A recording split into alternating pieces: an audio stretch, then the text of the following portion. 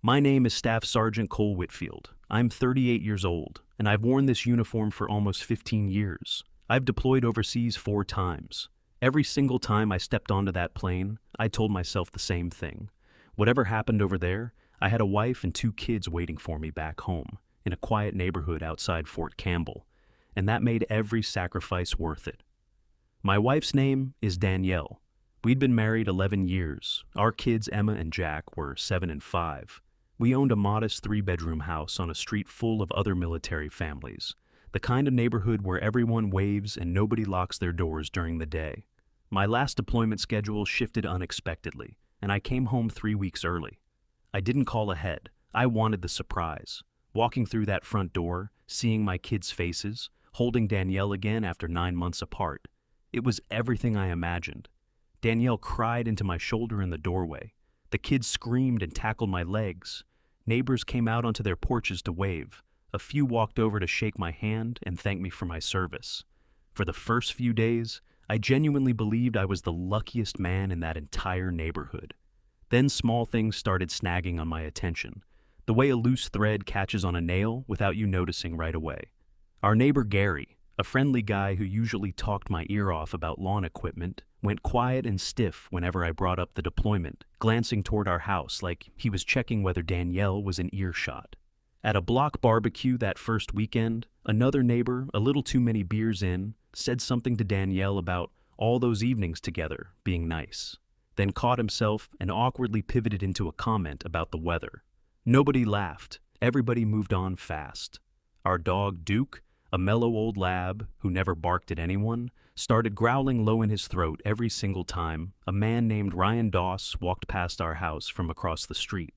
Ryan was a contractor, early 40s, divorced, the kind of neighbor everybody liked because he was handy and always willing to help out.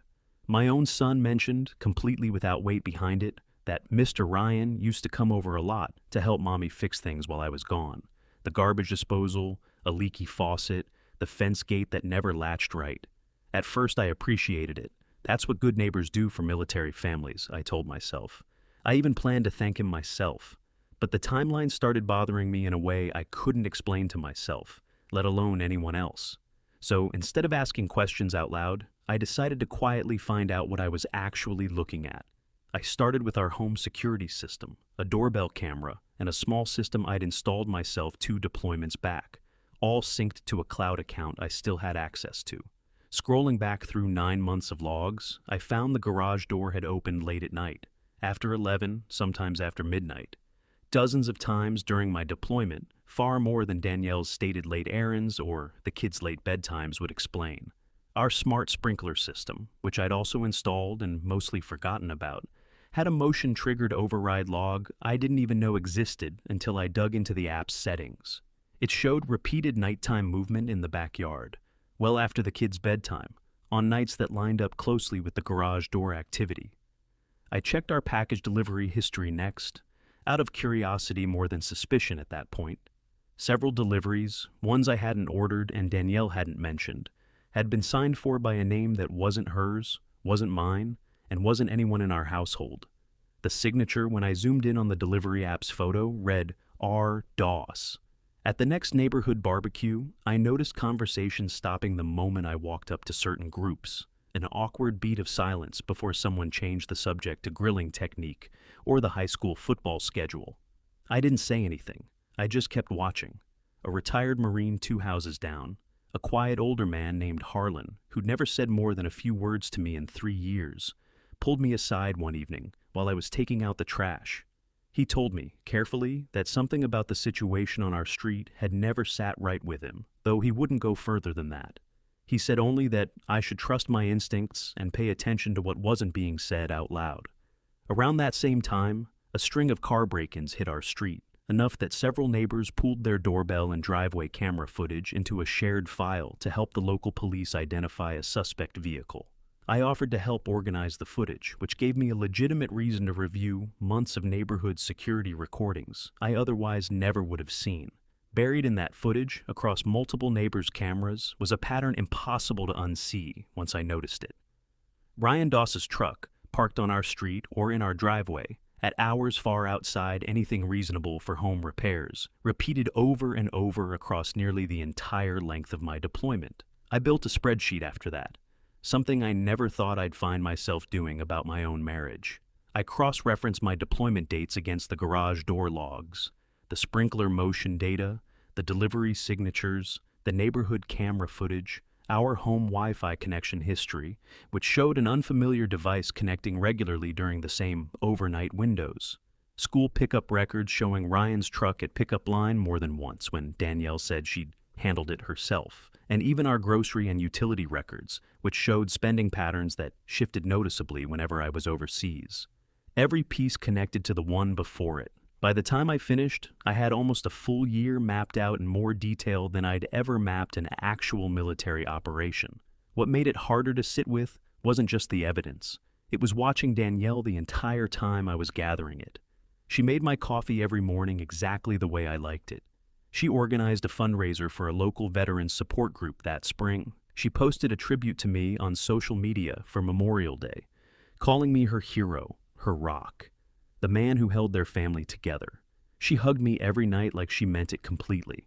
I sat there some nights wondering if I was losing my mind, because the woman in front of me and the timeline in my spreadsheet did not seem to belong to the same person.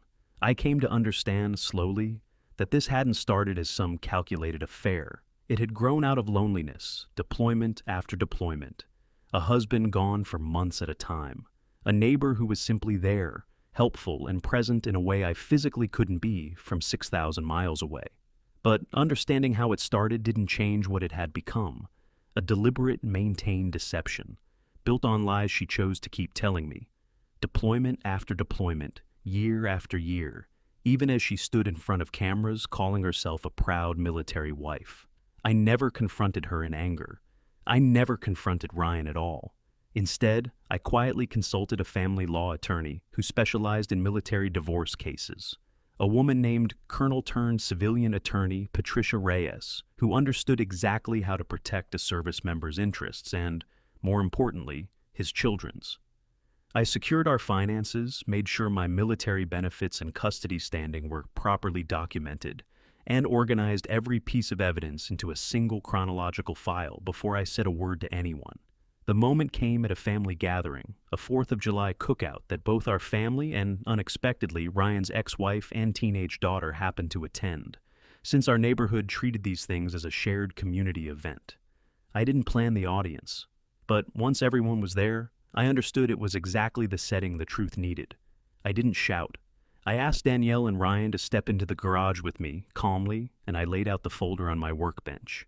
Garage door logs, sprinkler motion data, delivery signatures, the neighborhood camera stills, the Wi-Fi connection history, the pickup line footage, dated and organized month by month, deployment by deployment. Danielle tried to explain the first few pieces away. Ryan was just helping around the house. The deliveries were a mistake, the late hours were nothing. But as I laid down piece after piece, each one closing off her last explanation, she stopped talking entirely. Ryan's ex-wife, standing near the garage door, where she'd overheard more than either of them realized, went pale and quietly pulled her daughter away. By the end, Danielle broke down completely, admitting what the evidence had already made undeniable. Years of it, not months, growing slowly across deployments until it became something she never found the courage to end or confess. The divorce that followed was handled through the courts, not through drama on our street. Because of the documentation I'd gathered and Colonel Reyes's careful work, I was granted primary custody of Emma and Jack.